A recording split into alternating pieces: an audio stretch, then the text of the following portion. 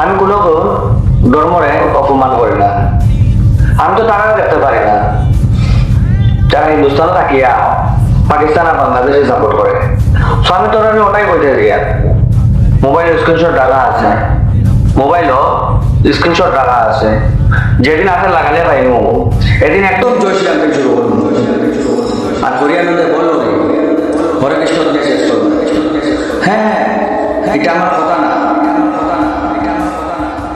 মার পছন্দ রইল, বিশ্বাস হয় না, বিশ্বাস হয় না।